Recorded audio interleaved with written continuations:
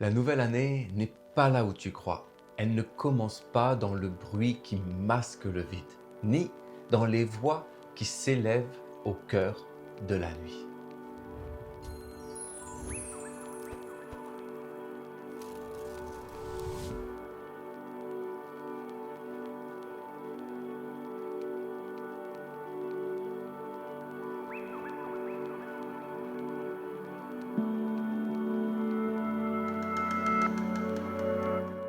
La nouvelle année commence dans le silence lucide qui dissipe l'euphorie collective. Elle commence le jour où tu vois clair, illuminé de l'intérieur par une lueur qui brille dans l'obscurité de la nuit. Les années passent et se ressemblent. Rien ne change et pourtant, la nature travaille sur nous. Notre corps se flétrit tel un fruit qui mûrit avec le temps. Mais qu'est devenue la graine de l'innocence de l'enfance et le fruit de la sagesse de la vieillesse?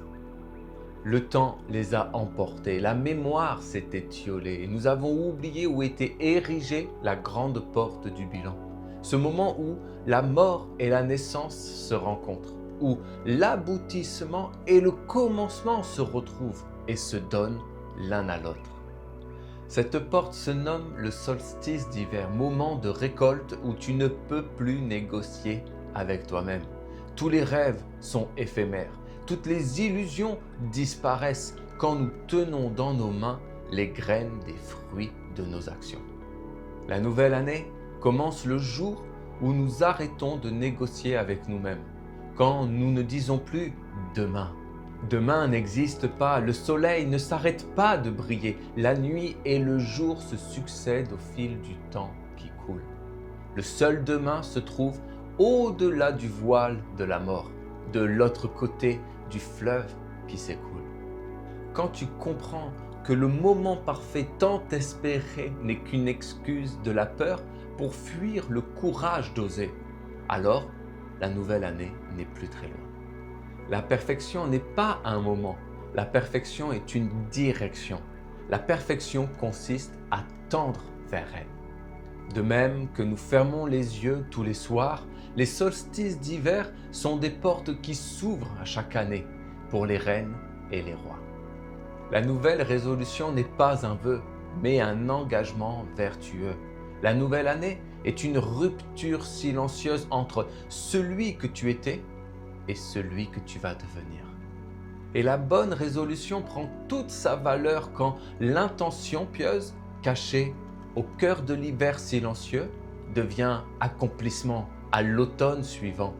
Quand la parole devient acte, que l'acte devient attitude et que l'attitude devient évidence. La nouvelle année commence quand nous entreprenons. Combien d'hommes et de femmes attendent toute la vie que les années changent, que les époques changent, que les mœurs évoluent et combien comprennent que l'année ne change pas, que le jour de l'an ne change rien et que ce sont les humains qui changent et façonnent le temps, les années et les époques. Seul change ce qui décide de ne plus se mentir, car la nouvelle année n'est pas devant nous, elle est en nous. Dans un choix, un acte inconfortable, une décision difficile, une parole royale.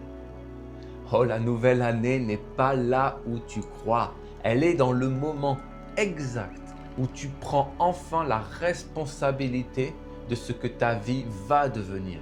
Et ce moment peut arriver n'importe quand.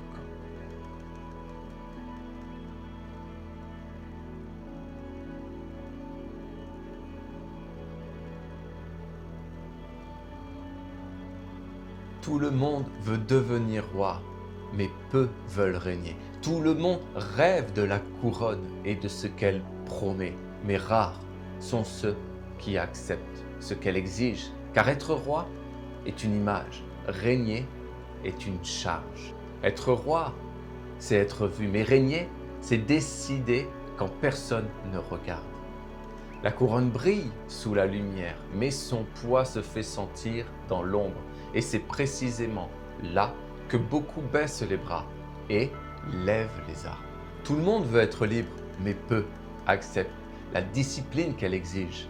Tout le monde veut être indépendant, mais peu acceptent la solitude qu'elle impose. Tout le monde veut atteindre le sommet, mais fuit la montée. Tout le monde veut acquérir la maîtrise, mais sans l'effort qu'elle requiert. Régner, ce n'est pas séduire, ce n'est pas promettre, c'est tenir. Tenir sa parole, tenir sa place, porter son idéal. Un roi incapable de se gouverner lui-même n'est qu'un pantin. Nos présidents, les nouveaux bouffons du roi qui ont pris la place des sages. Et la République, une pièce de théâtre satire, où ce n'est plus la sagesse qui gouverne, mais la menace atomique. Non, la véritable royauté ne s'exerce pas sur les autres par la peur, mais sur soi-même, par la sagesse. La majorité veulent les privilèges du trône sans accepter le poids de la couronne, ni la rigueur du règne. Ils veulent le résultat sans l'effort, la reconnaissance sans la responsabilité, le respect sans le travail intérieur.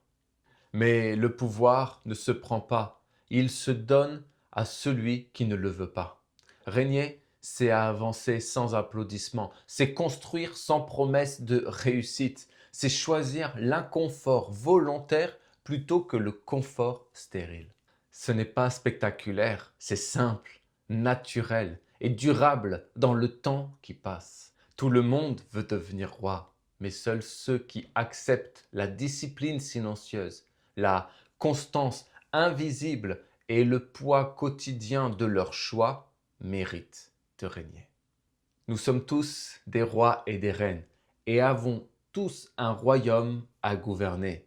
Notre propre corps, nos pensées, nos émotions et nos volontés. Je vous souhaite encore une fois une magnifique année, une année d'engagement, de dignité et d'authenticité. Tout le meilleur.